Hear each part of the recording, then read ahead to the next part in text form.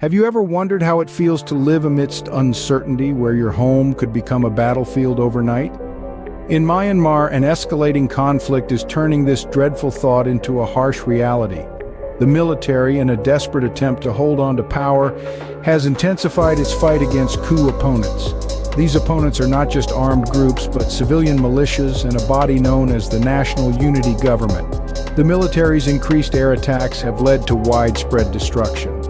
Homes are being shattered and families displaced, turning peaceful settlements into war zones.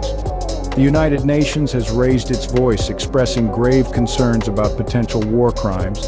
Over 670 air attacks have been recorded in the past year alone, a chilling testament to the relentless aggression.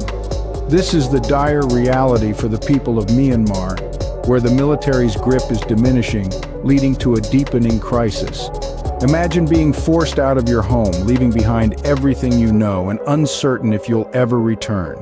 This is the dire situation in Myanmar today, where escalating conflict has thrust the nation into a deepening humanitarian crisis. The military's battle against various opposition groups has resulted in staggering civilian casualties and widespread displacement.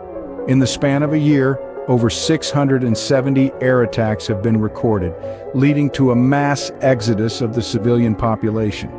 The number of displaced people has soared past the 500,000 mark, with each passing day adding to this staggering figure. Homes, livelihoods, and entire communities have been uprooted, leaving behind a trail of destruction and despair.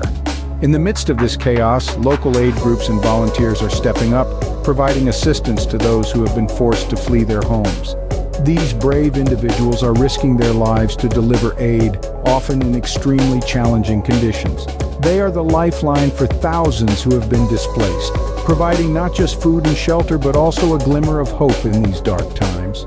Adding to the crisis, the military's application of the four cuts strategy has led to widespread atrocities.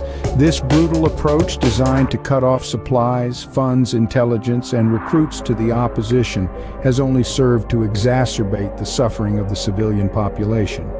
This is not just a political crisis, it's a humanitarian disaster. The international community has taken notice, with sanctions imposed on the aviation fuel sector by the United Kingdom and Canada, signaling a growing global concern.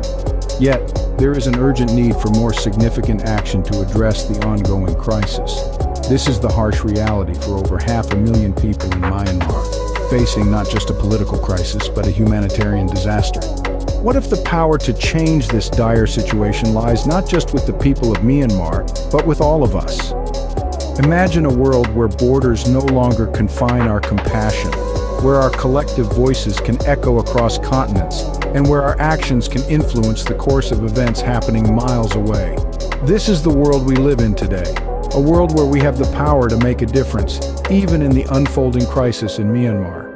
The international response to the crisis in Myanmar has been both swift and significant. The United Kingdom and Canada, for instance, have imposed sanctions on the aviation fuel sector. They have taken a stand, using their influence to disrupt the military's ability to wage war from the skies. But is it enough? Human rights groups have issued a clarion call for a ban on jet fuel sales to Myanmar's military. They've gathered evidence of fuel diversion and international complicity, laying bare the mechanisms that enable the military's air attacks. This call to action is not just for governments and corporations. It's a call that resonates with every one of us. We need to understand the crisis, to grasp its complexities and its consequences. We need to spread the word, to amplify the voices of those who cannot be heard. And we need to pressure our governments and businesses to take responsible actions. Our collective voices can sway public opinion, influence policy decisions, and ultimately alter the course of events in Myanmar. It's a daunting task, but the stakes are too high for us to remain silent. The crisis in Myanmar is not just a local issue, it's a global concern that demands a global response, and that response begins with each one of us. It begins with staying informed, with understanding the issues, and with taking action.